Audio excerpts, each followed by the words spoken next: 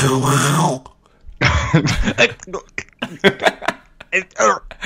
that any better? Full loaf of bread.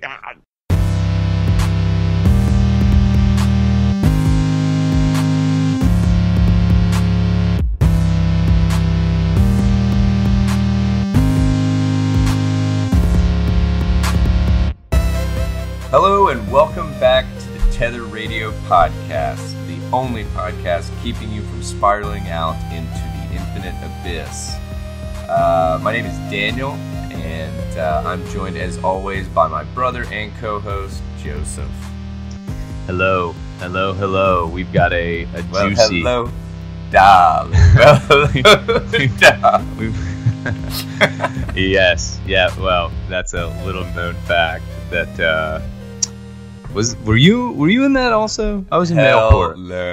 No, I think I was in stage tech. I think I helped build some props for you or something. The stage tech kids were the cool ones, man. You guys were like, you know, smoking weed and talking about like death metal and shit. And I was putting on face makeup and like shining my shoes, you know. Thinking about the big lights of Broadway. Joseph was such a dandy high schooler. Yeah, and I was like, "Oh man, it's about the chicks." And you're like, "Is it? Is it about the chicks? Is it about the chicks? Is it? Is that what's going on here?" You know? But yeah, so that happened, and Hello Dolly was a part of it, and yeah, awesome. Man, that was. How was your week, man? It was killer, dude. You and I were chatting a little bit about it prior to kicking off, but yeah, man, just putting together some middleware for token management, system. So it was pretty interesting in this decentralized place here. How was your week? It was good, man. It was. I had. Finn a little bit more than normal, but I mean it was we all survived. Is that a hacking cough? Oh no, that's the name of your son.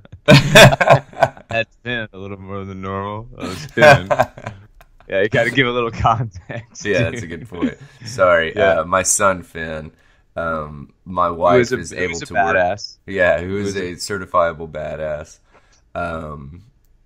But yeah, so Megan, my wife, is able to work from home a few days a week, and she was unable to work from home some of the normal days that she normally works from home. So that means that I'm on a little bit higher detail for taking care of the nugget. So, but anywho, I was trying to think if anything like big happened this week in regards to like, I don't know. I know Red Dead Redemption 2 comes out like this coming week, so that's what I'm really stoked for, which is it's going to be a video game that redefines this generation's consoles. So you're a gamer, but are you such a serious gamer that you're gonna like go wait in line for this thing? Oh no. I mean it's they'll have copies like for lack of a better phrase, out the wazoo.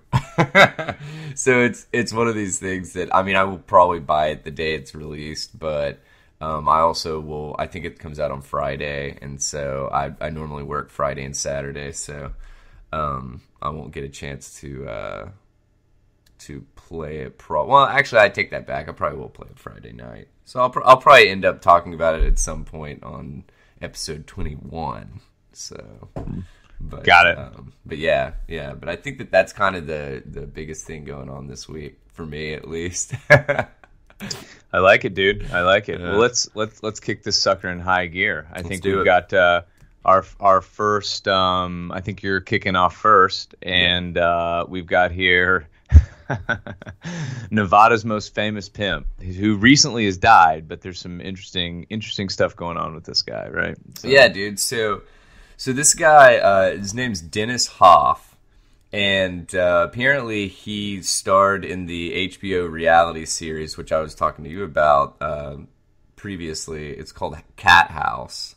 Right. And according to this article by the AP News, they said that he marketed himself as a Donald Trump-style Republican in his race for a heavily GOP assembly district that includes wide stretches of desert where nuclear bombs were once tested. So, yeah, man, this cat, like, well, so it's kind of funny because, well, obviously he died, so that's not funny, but the thing that you have to get down into the article to get to is, like, they just celebrated his 72nd birthday the previous weekend, and they said his body was found at his Love Branch brothel outside Las Vegas following a weekend of parties celebrating his 72nd birthday. So I feel like this is almost one of those, like, homage to that previous story that we covered, the whatever, the most famous Playboy or whatever, right, that went out banging, with a bang, literally and figuratively. right. But, well, I mean, look, here's the big thing that everybody's got to remember, right? Mm-hmm. If you're a 72-year-old pimp, like, you, brother, you live in the hard life, you know, dude, like, oh yeah. So, and what I mean by that is, like, I don't know. I guess I don't know a lot of 72-year-olds in general. The hard life. Yeah, absolutely. But you probably have more drugs coursing through your veins on a Wednesday. I mean, than most people have in their entire life. So, dude, apparently Ron Jeremy actually discovered the body. Bullshit. That's totally what it says, dude. Like, porn actor Ron Jeremy told reporters that he discovered his friend's body. What? Yeah, right. God damn. All right, that's scary. But anyway, so that's not even the full part of this article, because, like, so he, you know, really famous pimp dies, but he was trying to make his way into politics. And so he was running for, what was he running for? Jeez.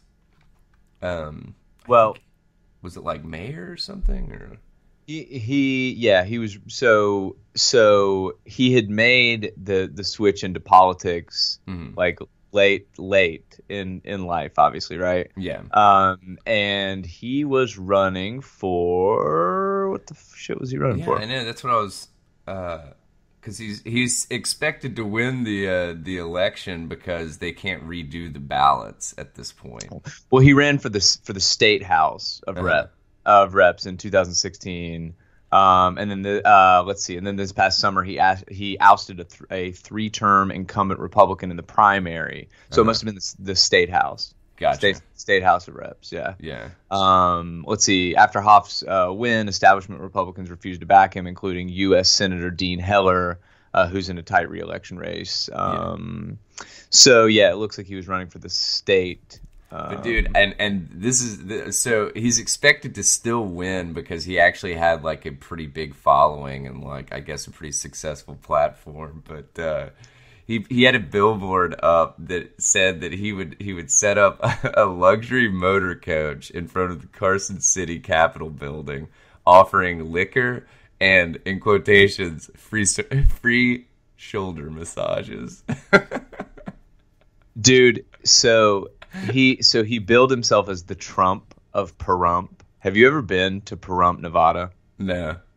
I didn't even know that was a real place. I have been to Pahrump, Nevada, and the reason that I was in Pahrump, Nevada is because, as you know, Daniel, very early on in my career, I actually worked for an oil company that specialized in, like, in blends of oil for infrastructure, right? For roads and bridges and that kind of stuff. Mm-hmm. And I used to spend a lot of time in the Southwest. Pahrump.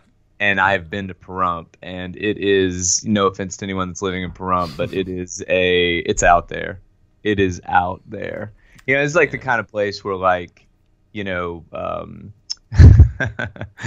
you know, like the hills have eyes. Like that's wow. It's definitely that kind of joint, and the hills definitely have eyes out there. So and anyway, they're cooking up that blue glass. and they're cooking up that they're no, what's that shit What was called? it called? Shatter. Was that it? Shatter, yeah, something like that. It's like Shatter, where it's like, I don't know, it's like a mix of, and no, Shatter was weed, I think. It was like, Are you sure? I can't remember, man. I don't know. Well, so one other thing before, because we'll probably cruise on, because we actually have some really really good shit to cover this episode. But this was just easing us in. Yeah, But Shatter. apparently- No, Shatter Okay. is butane hash oil, so it wasn't Oh, Shatter. okay. So it's like wax. It's like wax. Yeah. Yeah. Okay. So he had a memoir in 2015 that was called "The Art of the Pimp" because he wanted to make, supposedly he wanted to make it akin to Trump's book, "The Art of the Deal." So yeah, it's just like ooh, gross. Yeah. Yeah. This is not this is not a man you want to emulate, kids. Nope. Nope. Abort. Study your maths. Yeah. Study your maths. So But, all right. but so we're speaking of trash in Las Vegas, let's move to Yeah. another. we're gonna kick this one over a little bit west to the city of Los Angeles. So a little bit of context here. My wife and I recently relocated to the southeast from LA. I was in LA about 10 years, and she grew up in Los Angeles. So LA holds a special place in our hearts, and I guess could hold an even more special place in our immune systems if we were still there. Yeah. But so there has been a huge outbreak of typhus in LA. And so if you don't know what typhus is, it's a disease that's carried by fleas, right? And it's an infection. If it sounds like it's from the fucking Oregon Trail, you are correct because I'm pretty sure that you could either die by fjording the river, a typhus infection, or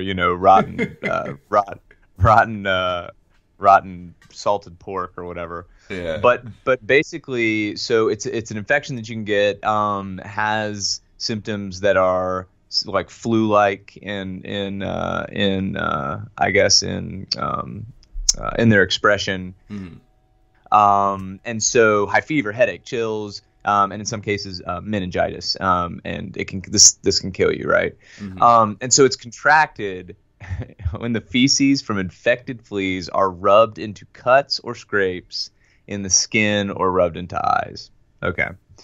So the problem is a flea problem. And so the reason I mentioned my wife and I living in Los Angeles, I think that we're fairly normal folks, but we didn't live in we loved LA, but we loved downtown LA. And we loved downtown LA partially because it's just an interesting scene. There are a lot of venues, a lot of cool bars, just interesting folks to get up with. I'm in tech, she's in entertainment, so it was just a kind of central for us. Made a lot of sense. So my point is, we didn't live in Santa Monica. So as you can imagine, the outbreak of this typhus tidal wave is definitely not on the west side. West side being Santa Monica. I mean, maybe this shit could pop off in Venice, but in downtown there's an area called Skid Row. So we lived about a block from Skid Row. So if you've never seen images of Skid Row, well, you'll see it. You'll see one on this article from NBC News that we've linked to.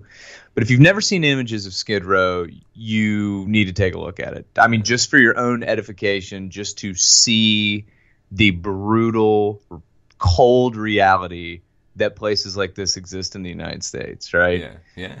But in this article, you see like the first kind of attention grabbing headline, in quotation marks, hero image, if you will, is this pile of trash under the sign that says Skid Row. Now, I can tell you, having lived down there for a while, that this picture, if it is meant to shock, they could have found more gnarly pictures. Yeah. Probably by turning around Skid Row.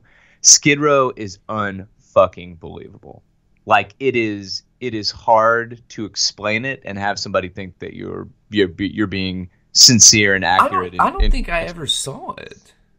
Well, look, you and I will definitely be in Los Angeles at some point, probably in the mid to near future. Yeah.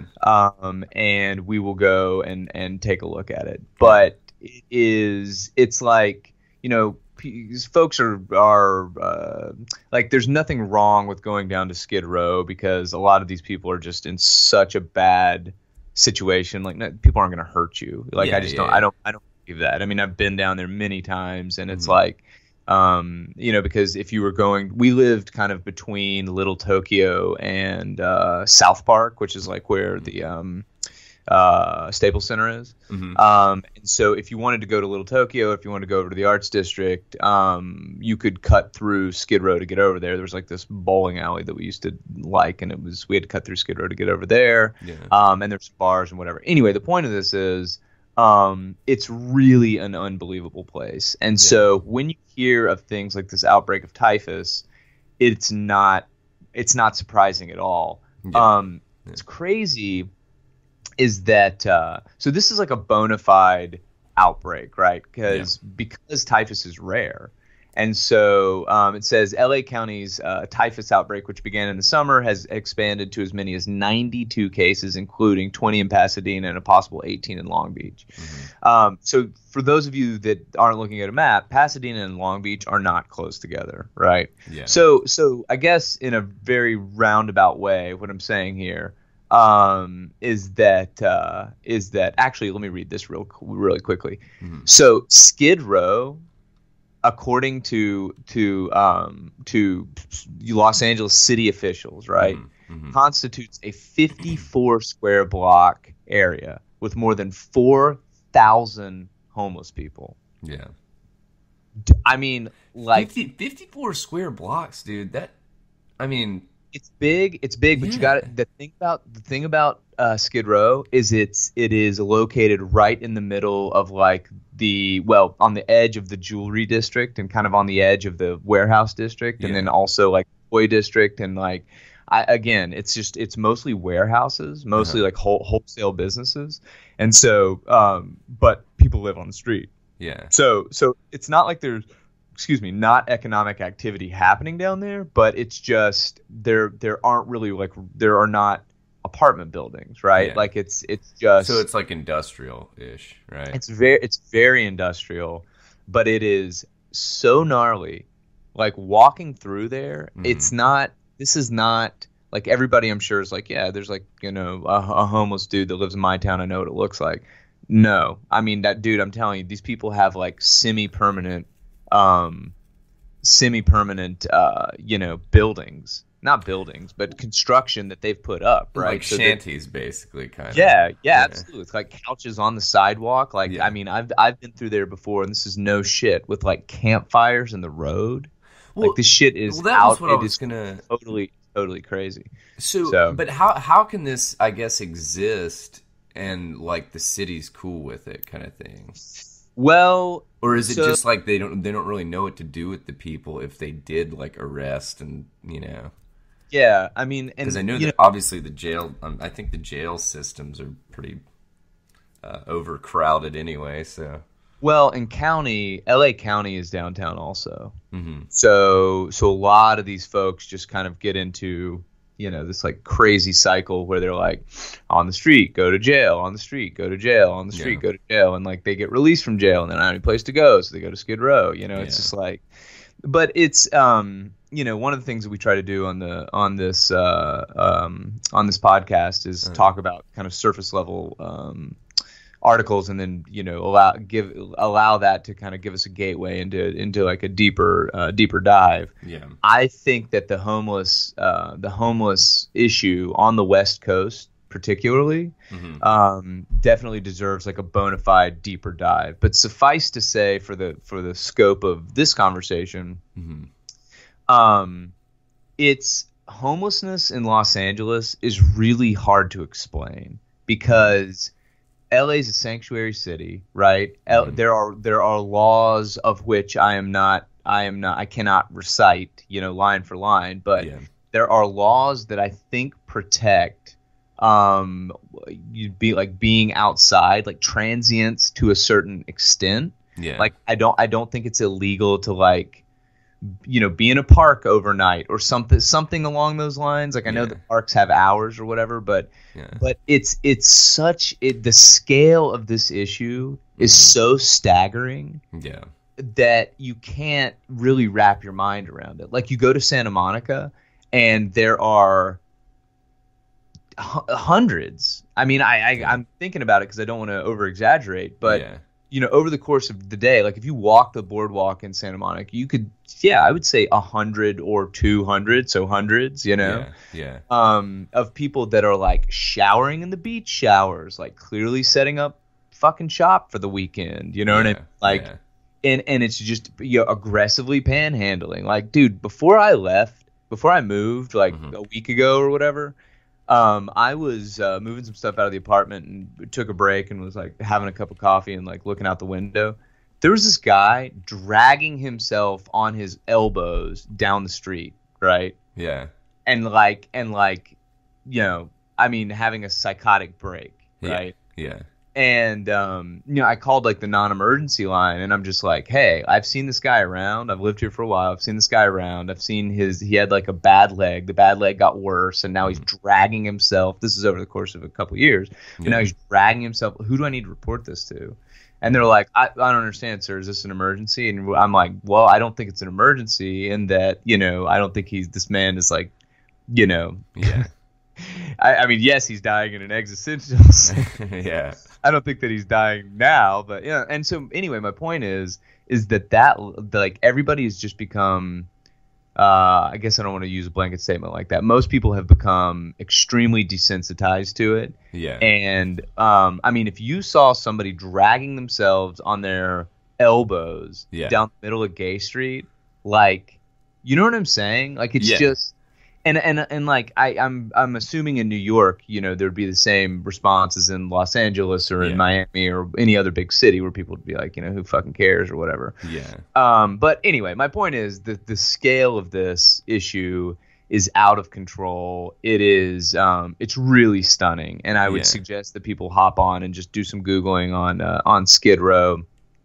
Even take a look at Google Maps because that would probably give you some more, updated content than just do a street view. Yeah, but I mean, it's really wild, and so I remember, and we'll move on to the next topic here. But I remember a few years ago there was an outbreak of like Hep A or something. Oh wow, really? On the streets of San Diego. Yeah. And so the problem is you have this is like stating the obvious, but you've got an unbelievable number of people that are practicing zero hygiene. None.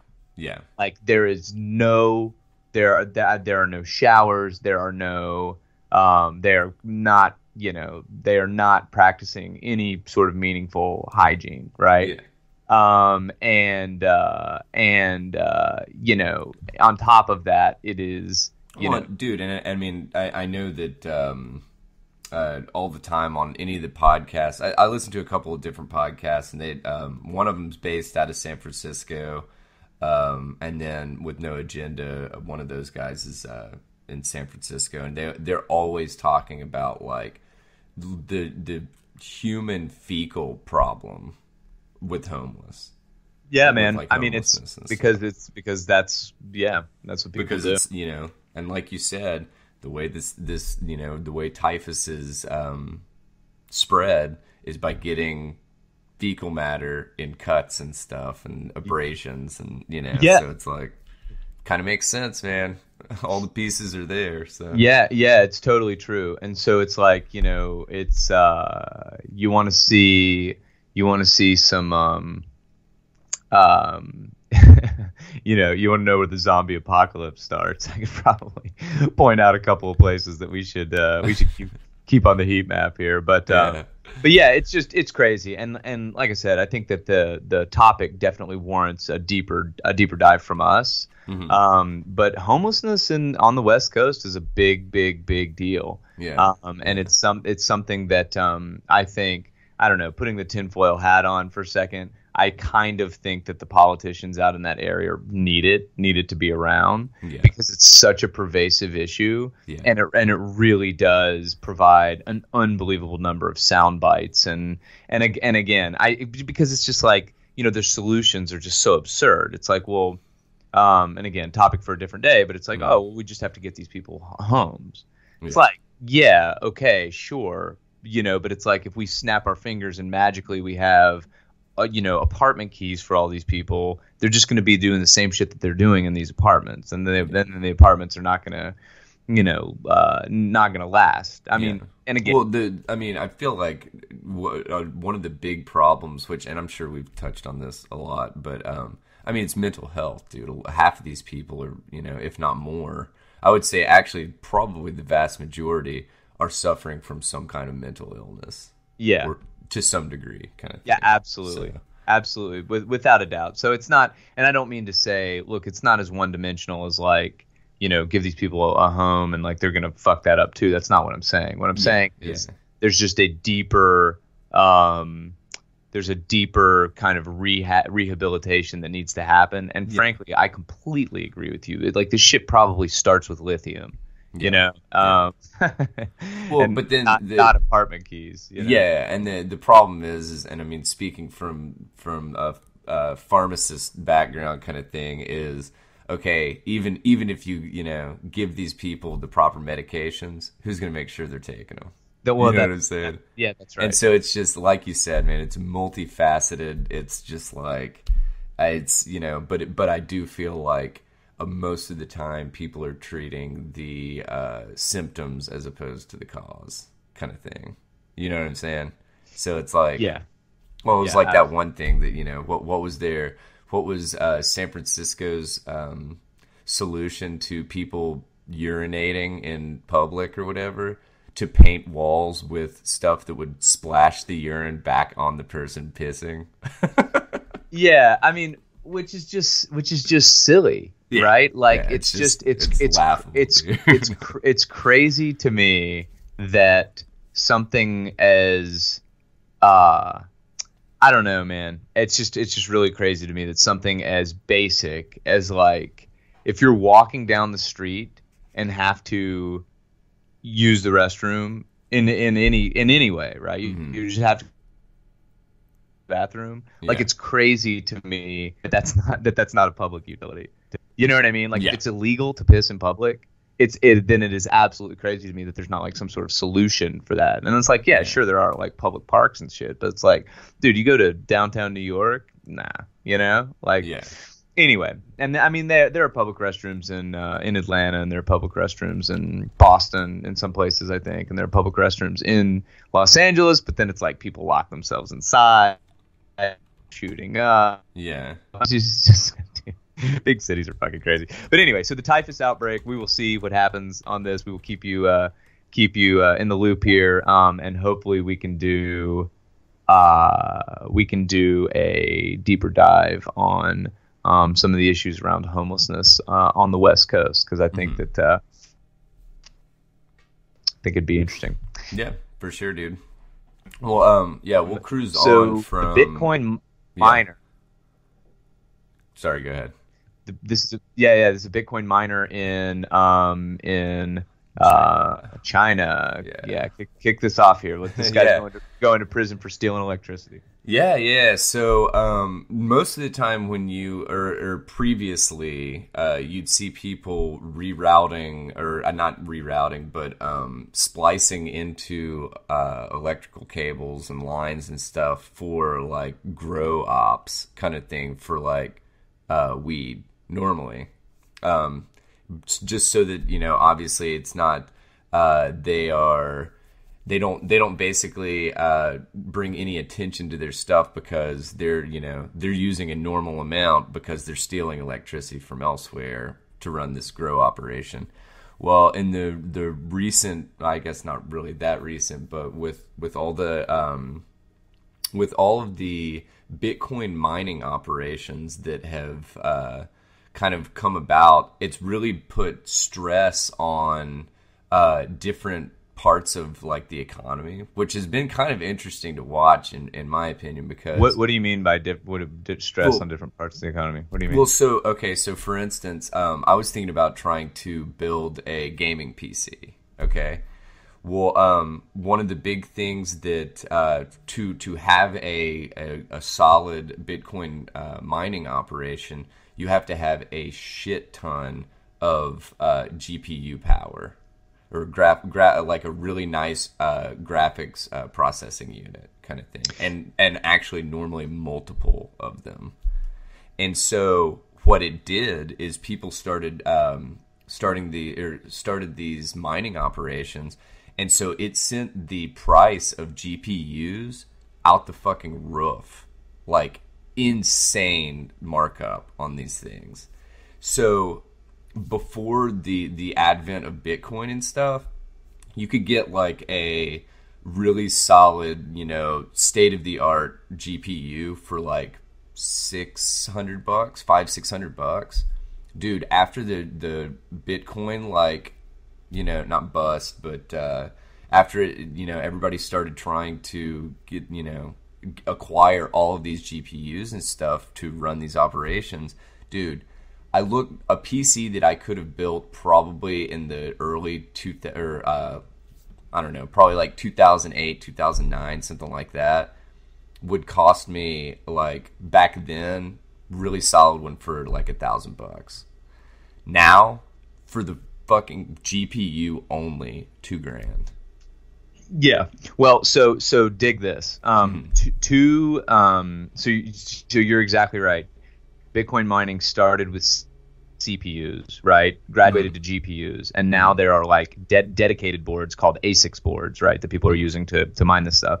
But the thing that I think is so interesting about the comment that you made, it's so fucking dead on. There are two companies, AMD and Nvidia, that I'm a big fan of. Yeah. And I was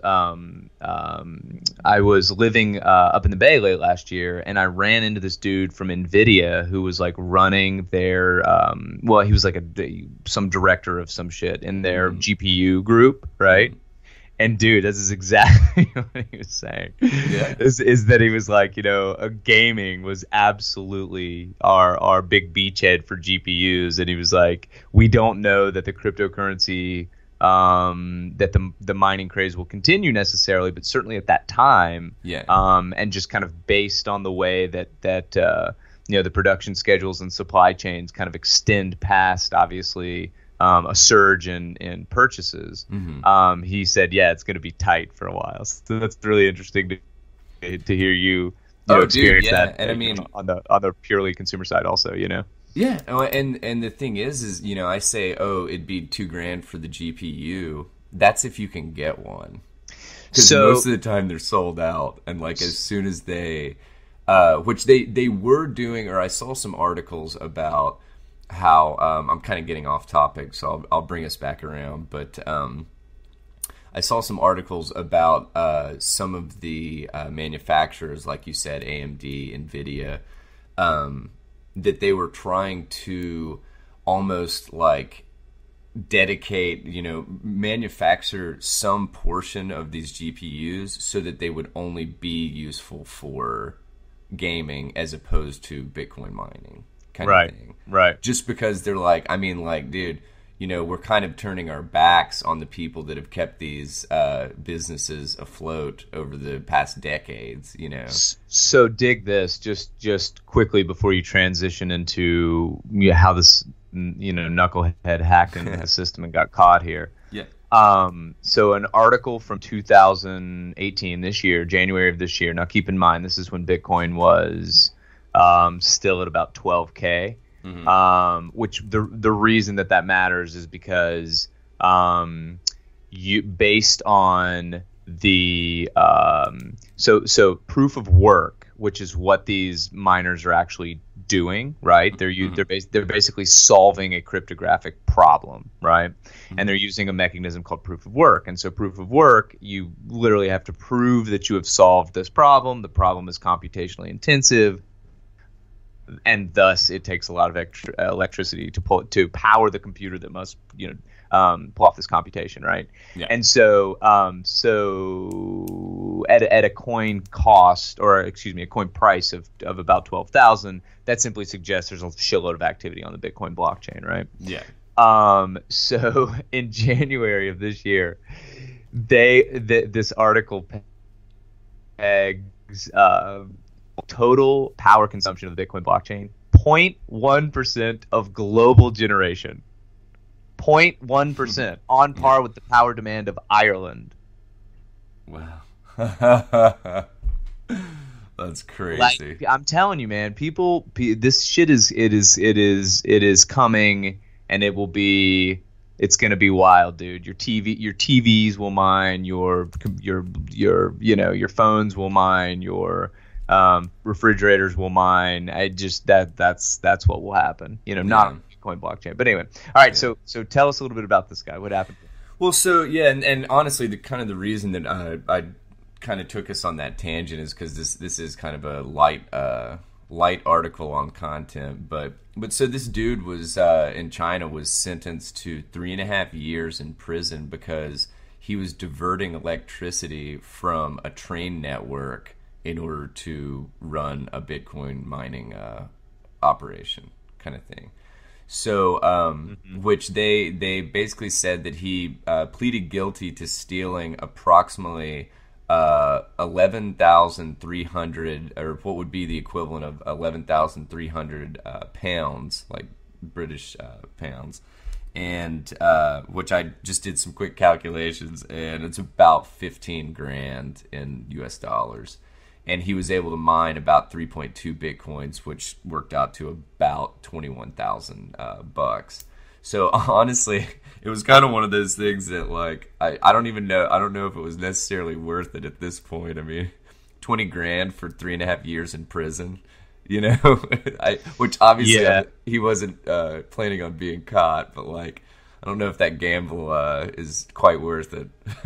Yeah, well, I mean, he was in. It sounded like he was in rural China, so yeah. Maybe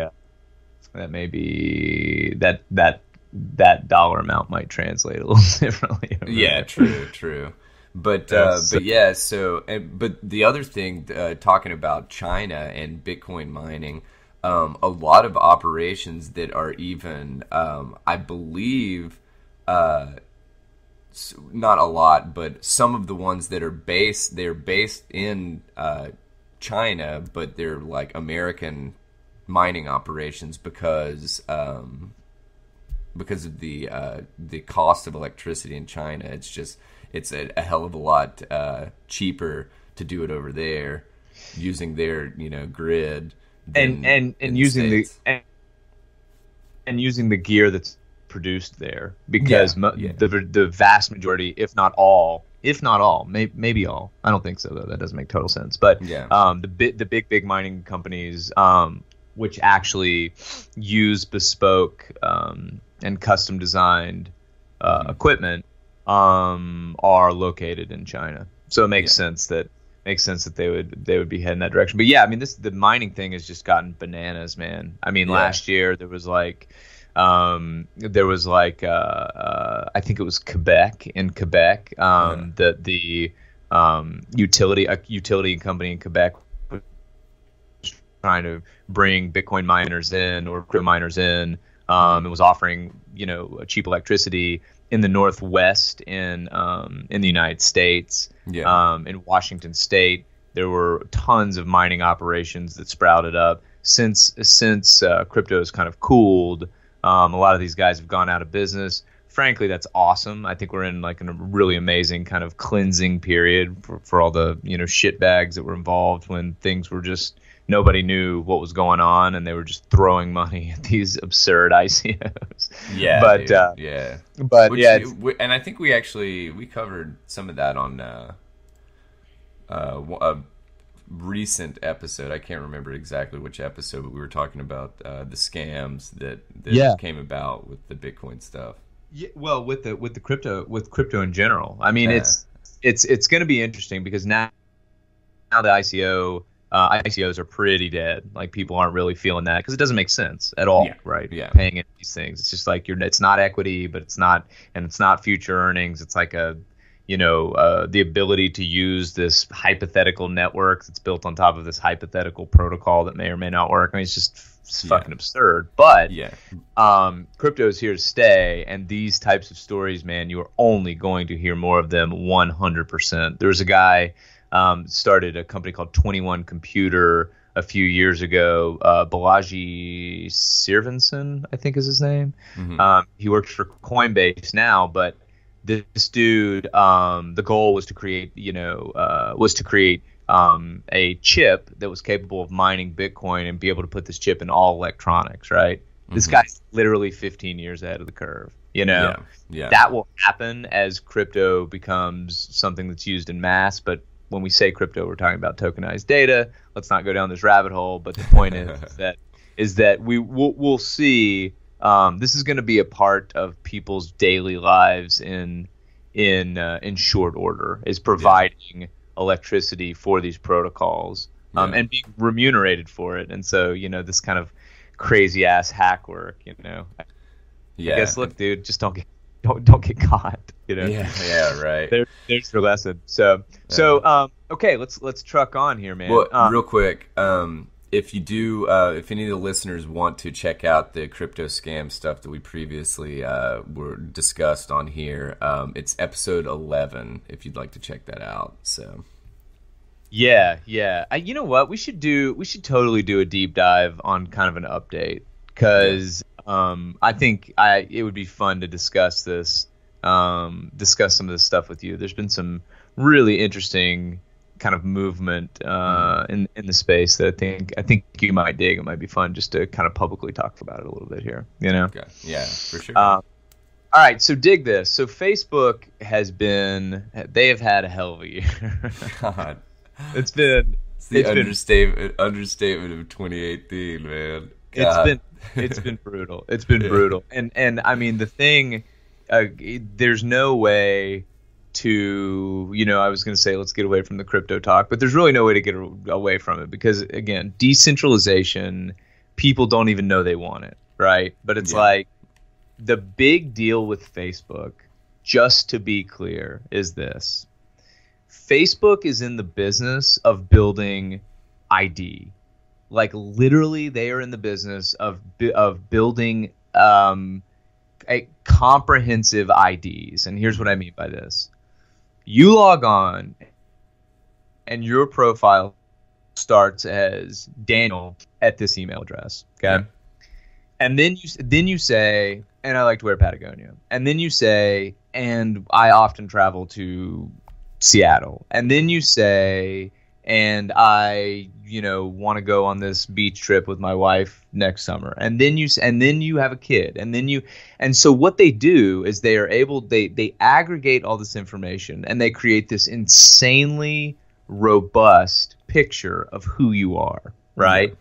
And then they sell that to advertisers. Okay. Mm-hmm. So it could be said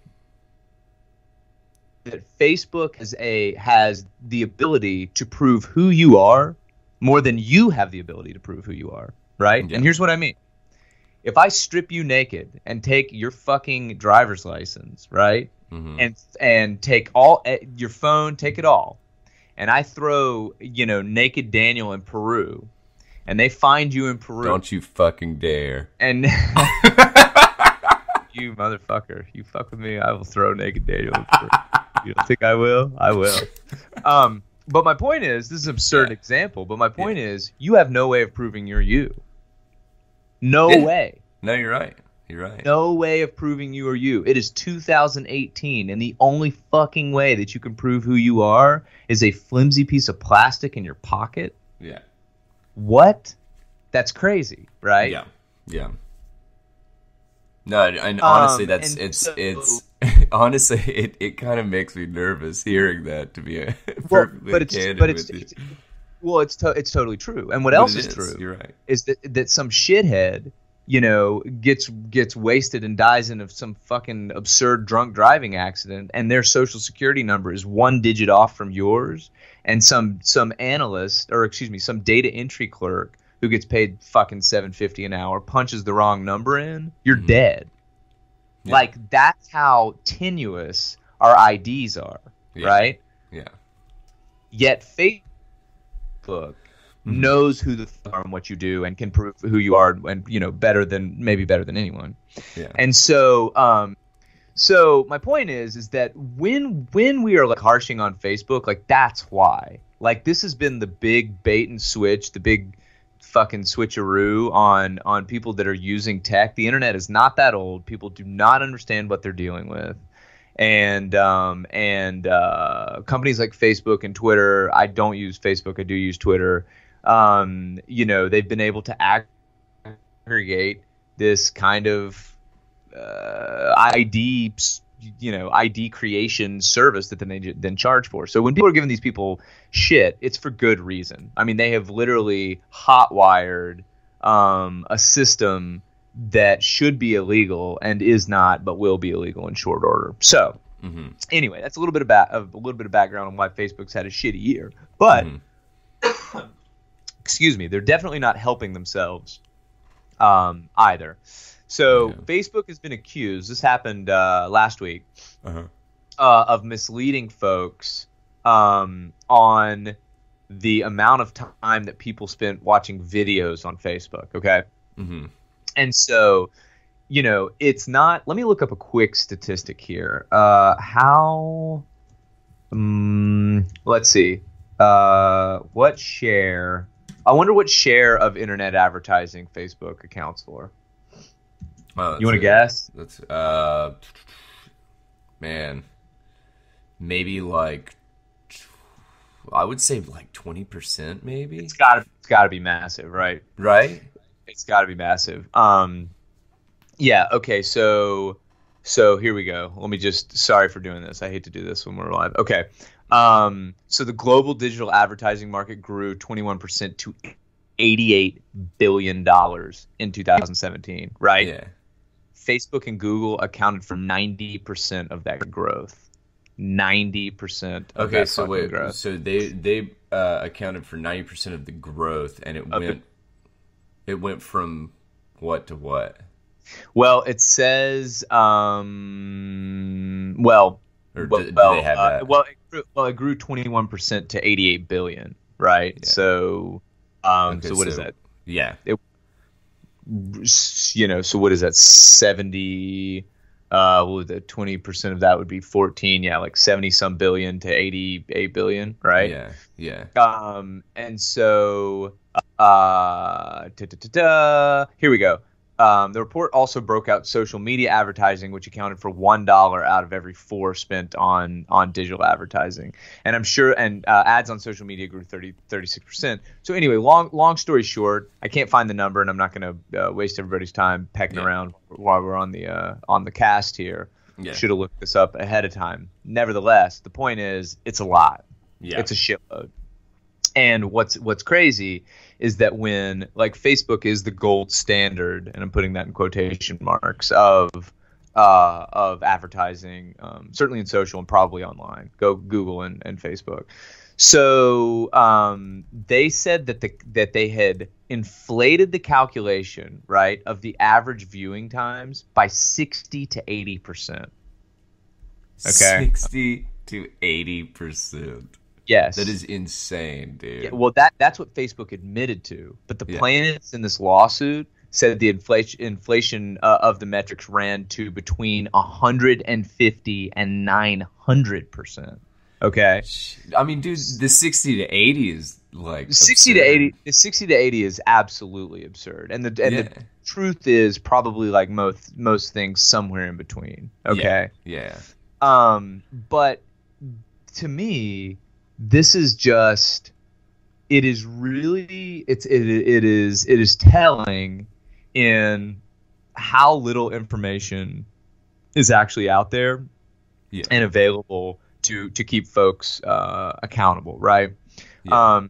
There are, and again, to slide back into blockchain, there are lots of companies that are trying to create utility services for digital advertising, such that the person who pays for the media buyer or whatever, that pays for the number of clicks, they can prove without a shadow of a doubt that the number of clicks they paid for they actually got, right? Because if you think about this, or the amount of viewing time they paid for they actually got, because if you think about this, Facebook, Jesus, what a Freudian slip. Facebook, oh my God, SafeBook. Dude, you know what? I wonder what's going on here, right? But Facebook, without a doubt, they self-report, right? So it's like, how are you really supposed to figure out, if the premium that they're charging is worth it? And you're not. Well, and that's kind of you're not supposed to figure that shit out. Well, and that was kind of what they were doing previously. That it was like you said, they weren't selling direct advertising kind of thing. They were just saying, hey, we know how to market to these groups. So it seemed like it was an extremely convoluted and cloudy just, I guess, avenue to take kind of thing. Because like you said, all you're doing is you're basing what you're getting out of it just by word of mouth from who you're paying to advertise. Yeah. Kind of thing. So it's like there's no like check and balance to it kind of thing. There's no way you can check the numbers to see if they're even remotely accurate. Yeah, I mean that's it. I mean, this is just it is. People say that things like blockchain and IoT and 5G and all this shit is the Wild West. Dude, the internet is still the Wild West. Yeah. I mean, we take it for granted, but it absolutely is. And so I think what I really wanted to kind of pull out of this is that we talk about companies like Facebook as like the largest company, one of the largest companies on earth, and it is insanely powerful. Its reach is crazy. But this is the interesting thing about business. No one really knows what's going on, and I'm saying like there is enough. Like most business operates in a controlled slide, right? Like it's just this weird game of kind of cat and mouse and kind of chicken rolled up into one, where it's like you're paying for this and it seems that it's effective, but you can't really tell, and then it doesn't become an issue until it's definitely not effective. Yeah. And then when it's definitely not effective, then now you're outing so it's just now you're outing like this bigger, deeper, kind of issue with the platform itself. Yeah. And so I think the thing for me that was really intriguing about this is that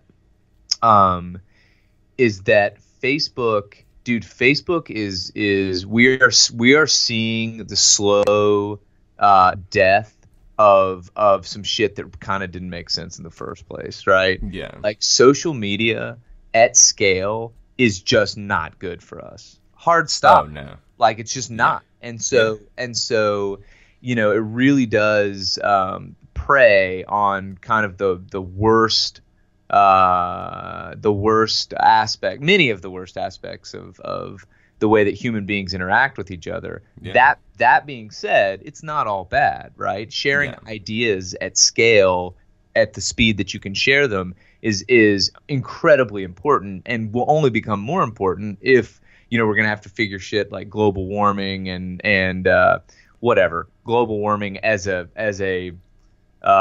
global warming as something that human beings have created. I'm not trying to get into all that. I'm simply saying if the Earth is warming and for whatever reason, right? Or if there are microplastics in the oceans that's that are affecting ecosystems at scale, if large mammals are dying off faster than they ever have, which a lot of this is kind of, statistically true.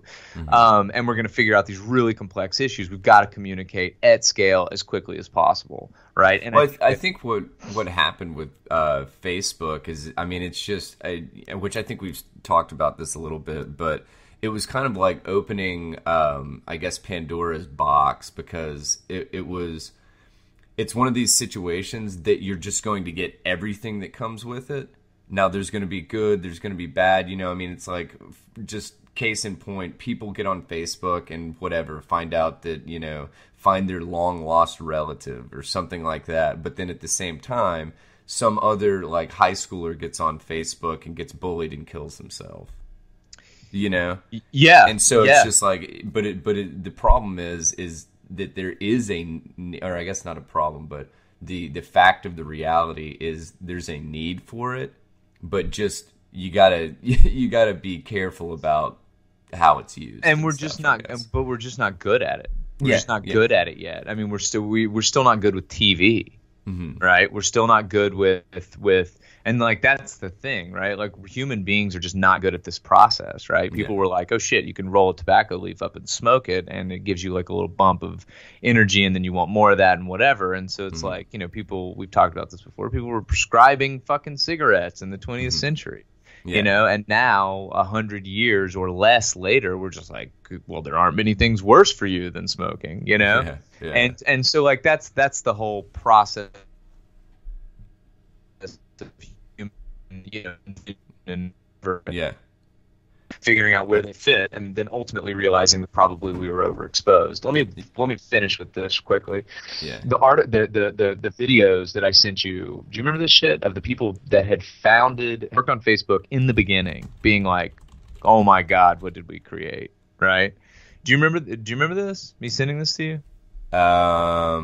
This was like two weeks ago. There was this. One of the dudes was. This Indian guy. I'm drawing a total blank on his name. Oh, I do remember that.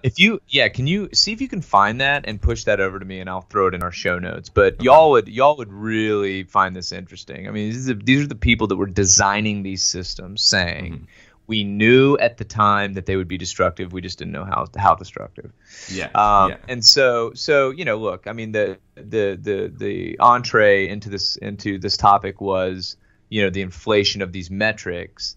But I think what that reveals at a deeper level is that there are a number of massive unknowns that we've just taken for granted and just said, oh, that's social media. It's like, that's not really the way that it works, man, And the truth is, if your psyche's being abused and people are making money, good fucking luck changing that. It's not going to happen. But where things will change are when companies are paying billions of dollars to have you mind fucked, and the mind fuckery is not working as they expected. Then things will change, So exactly.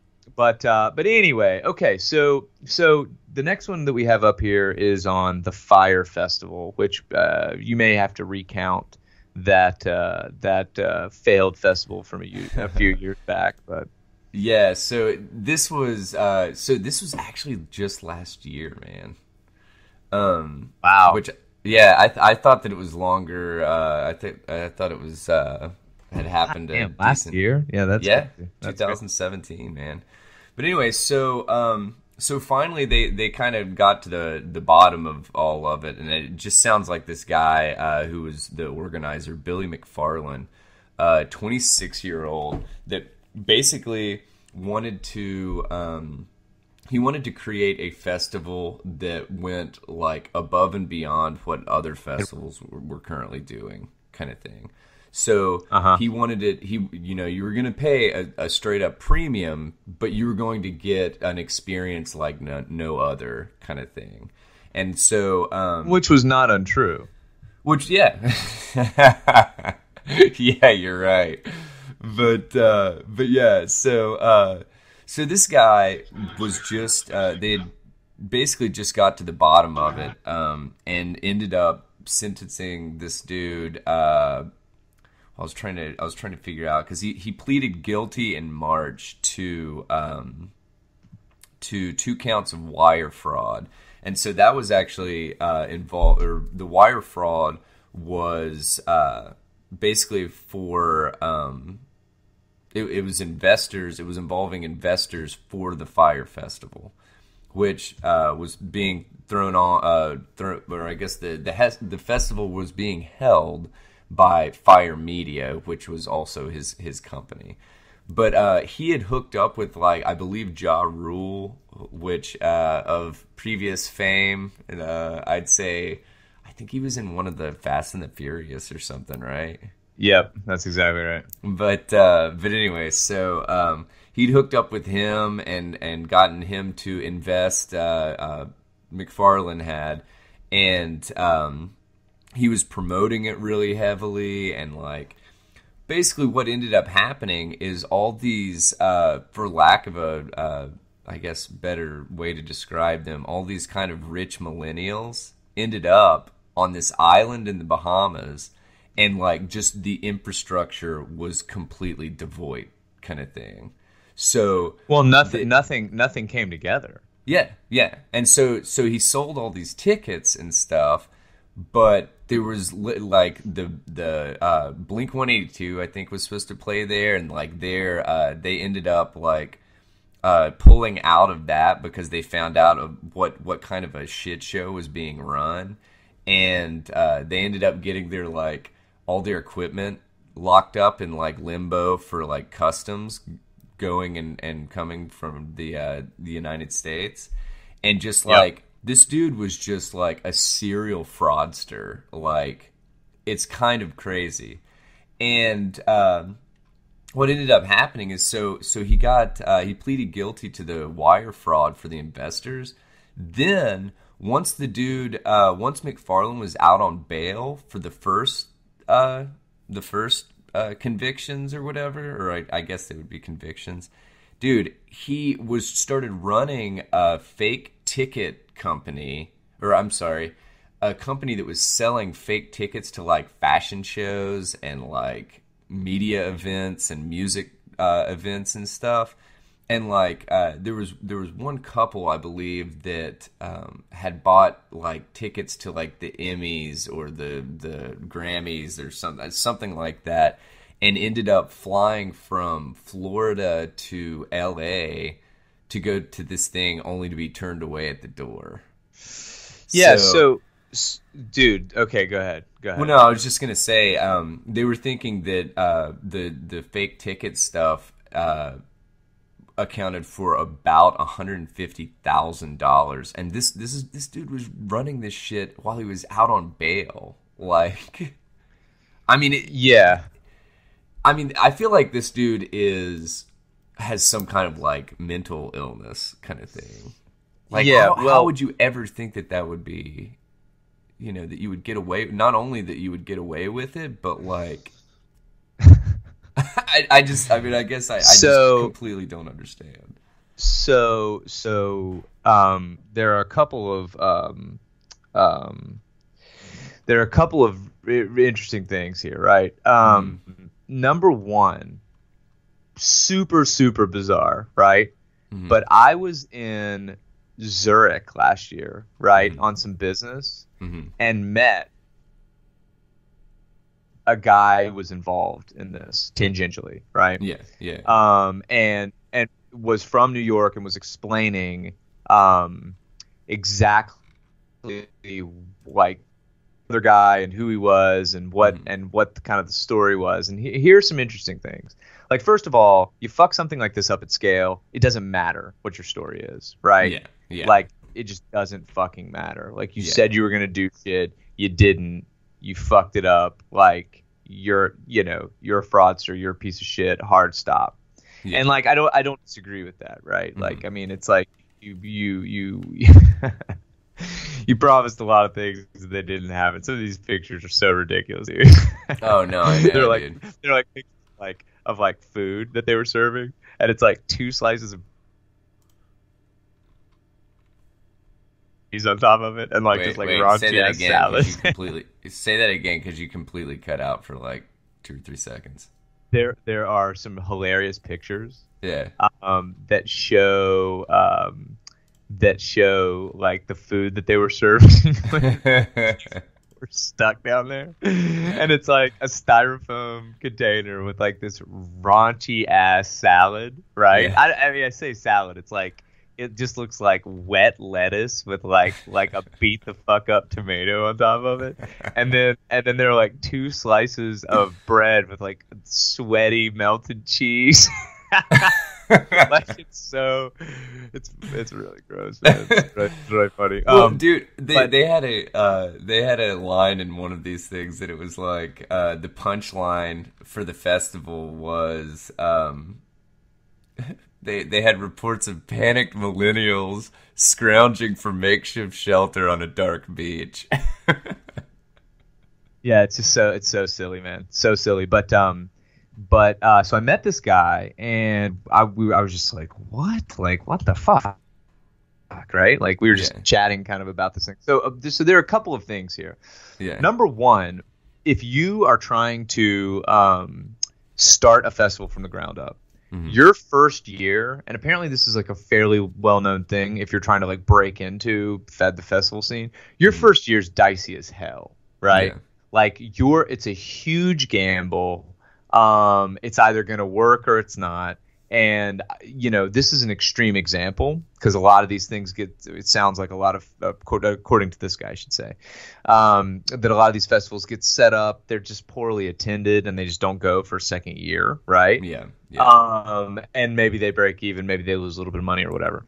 This was just on like kind of next level, right? And apparently there was a company before this guy tried to pull off Fire Festival, there was a company that was doing like some sort of high level credit card concierge business, and that's what this other guy was a part of that I was chatting with. And so like their whole deal would be that like you would have this credit card, and then if you had this credit card, it would like open up, all these different experiences for you where you could be, a member of like the hottest gyms and get into like the best shows and whatever. And they would have like, a concierge service that surrounded this credit card with minimum spends on the credit card, right? Yeah. And so one of the problems was that this guy got pulled into using this credit card concierge business as a part of kind of the promo activities for Fire Festival. Yeah. Right. So all this just got wrapped up into one, and the dude who started Fire Festival. I again, and this sounds like an extreme personality, but clearly didn't give a shit about anything but himself and what was going, happening in front of him. Yeah. And he fucked that up and ended up, pulling a lot of these people, early investors, and a lot of these people in on this like clearly, I don't want to say clearly fraudulent, but like basically the festival fell apart. And they tried to throw money out of certain or they tried to throw money at certain aspects of the festival that seemed to be bringing it down, which didn't work, which then looked even more absurd. Like they spent like $150,000 on a yacht for Blink-182, who then pulled out. You know what I mean? Yeah. And so that was what happened, was that they like. So anyway, my point is like, it's just I thought it was fascinating. I didn't understand how any of this stuff came together, how any of it worked, and just to hear kind of the other side of it. There's always two sides of the story, right? It sounds like this guy was just way in over his head, promised a lot to a lot of people, didn't deliver on it, and fuck it, now he's going to prison. So well, hopefully that was the he's thing, got time to. He's got time to put together another Ponzi scheme. That's exactly right. Only this one will be, better thought out. Yeah. Well, he was sentenced to 6 years in prison, so I'd say that's enough time to put together a decent business plan. So yeah, we can only hope. So Fire 2, mark your calendars, man. 2024. We're gonna be down there in the Bahamas live streaming. Delicious cheese sandwiches. This is Tether Radio coming at you from Fire Festival 2. Air horn. Yeah, dude. Awesome. That's right. I'm I'm Hype J, and this is Air Horn D. What? You know, so. Oh yeah. Every time I think of that, I think of what is the? It's on oh my god, it's on Family Guy, and it's called like Dinky in the Butt or something like that. And they're like Dinky in the Butt, Dinky. Yeah, it's no. It's What was it? Yeah, dude. Hold on, Family Guy radio. Yeah, goddamn, that's so funny. I feel like it's got to be. It's a weenie in the butt. Weenie in the butt.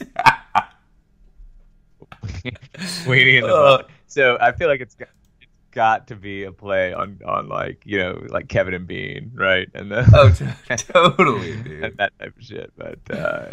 Oh man, weenie in the butt. Weenie in the butt. Weenie in the butt.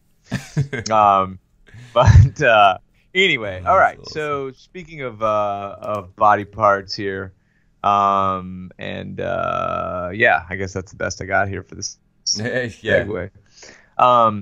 Biohacking. It's a big thing, right? People using I don't know. Have you ever read any Ray Kurzweil by chance? I don't think so. Ray, let me make sure it's not Kurzweiler. I think it is just Kurzweil. Yeah, Ray Kurzweil. So he is an inventor, computer scientist, kind of an all-around futurist. And he has this idea called the singularity. And so the singularity is basically a point where technology is moving so quickly you need technology to use technology, right? Yeah. So there must be some sort of like force multiplier for the kind of human computer interface, right? We use keyboards and things like Alexa now, but we could imagine in the not too distant future that, you know, if they're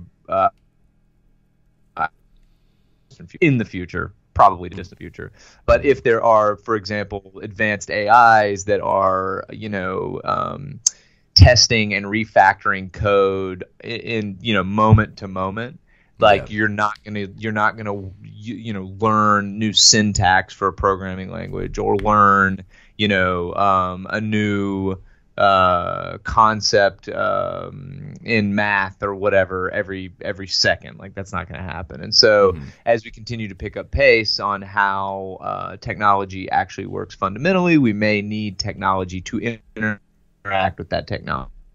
Yeah. So the reason I say is because when that happens, Ray Kurzweil says you will need tech implanted within you, right? Yeah. To kind of serve as a middleware between you and the technology that you're using. So biohacking, you know, it's been around for a while.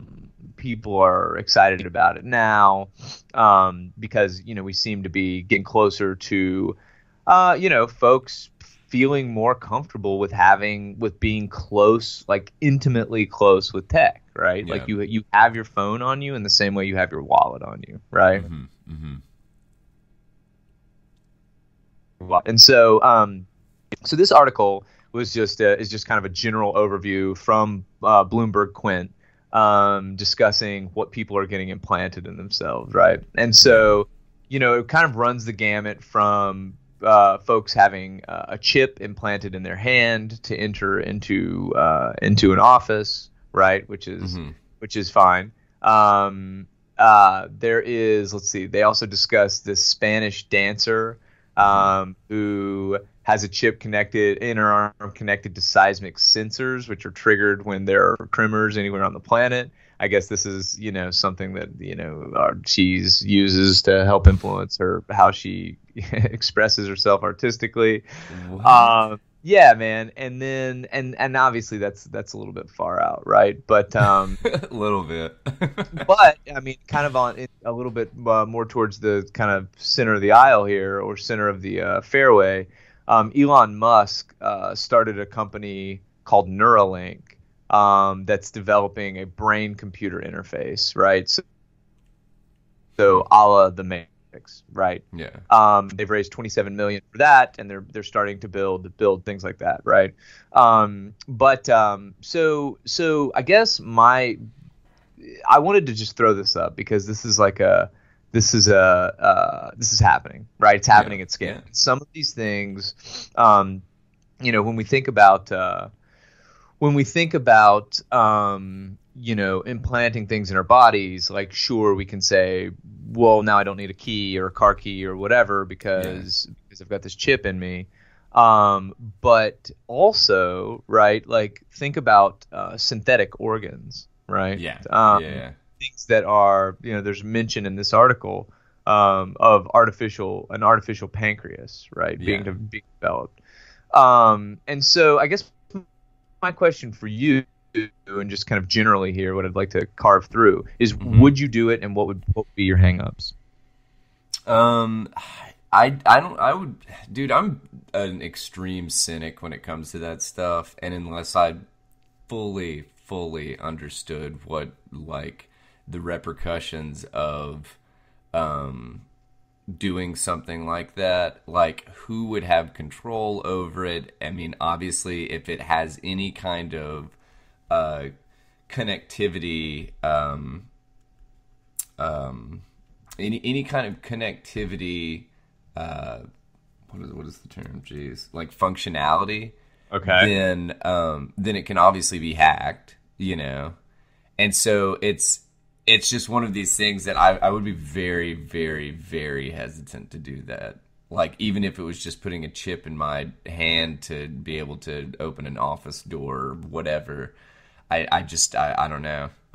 There's a part of me that really, I like being able to choose when I perceive myself as being able to separate myself from technology, like, occasionally, Yeah. I think we've talked about this on past podcasts. It's interesting to me that the people that work on tech at scale every day understand intuitively, I think, in a lot of ways, that they don't want technology to kind of invade every aspect of their life. Yeah. That being said, and I think this is the wild part, right? Like, this tech is not for you, because there are many, many, many people that would say, hey, man, if it makes my ad experience better, if it allows me to worry about where I put my car, if it allows me to walk into a fucking Macy's and be given, suggestions for things that are relevant, that they think that I would like to buy, that I feel are relevant. There are people that will give up, dude, real estate in their fucking body to do this, right? Yeah.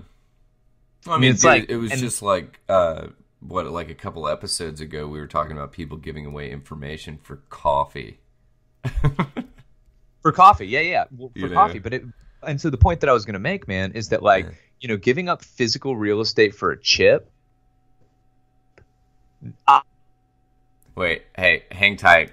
This the connection's kind of going in and out. So, are you still there? Yeah. Okay. Repeat that comment. What's super wild is that, we sweat conversations like giving up real estate, doing this in your mind with your brain, right? I mean, it sounds absurd, but you're already allowing these companies to just completely,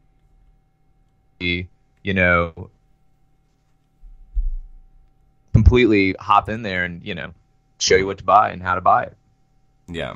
So, it's pretty interesting. I did want to read this line out of this thing, the article that you posted. I just thought it was kind of funny because you were talking about Neuralink, the thing that Elon Musk was running, or I guess helping to gain funds for. And it said Neuralink is planning an announcement that's in quotes better than probably anyone thinks is possible, the ever self-promotional Musk said in a September 7 video podcast where he was seen smoking marijuana. I was just like, nice. I like that they threw that little jab in there at the end.